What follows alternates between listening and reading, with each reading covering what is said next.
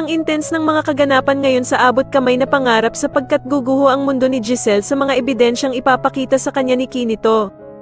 Dito nga matapos mag-imbestiga ni Kinito sa pagkatao ng mag-amang Eric at Justin, ay meron nga siyang malaking matutuklasan na sobrang ikakagulat ni Giselle. Samantala matapos ngang tanungin ni Giselle si Dax tungkol sa mga kasabwat nito, ay hindi nito ituturo si Zoe bilang suspect sa nangyaring pandurukot kay Don Pepe.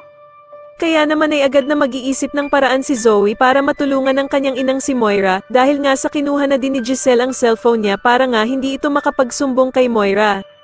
Sa kabilang banda naman ay makukumpirma na nga ng mga pulis na si Moira ang mastermind na tinatawagan ng mga tauhan niya dahil sa makikita ni Doc Robert ang number niya na magmamatch sa ibinigay ng mga pulis. Kaya naman ay agad na uumpisahan ni Moira ang pagdidispatcha ng mga ebidensyang maaaring magamit ng mga pulis laban sa kanya.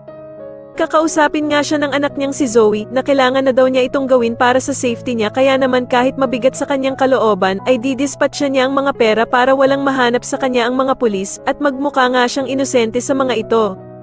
Samantala dahil nga sa hinihintay na lamang ng mga pulis ang arrest and warrant galing sa Korte Suprema para maaresto itong si Moira, ay agad nahihingi nga ng tulong itong si Zoe sa ama niyang si Doc Carlos para maitakas si Moira.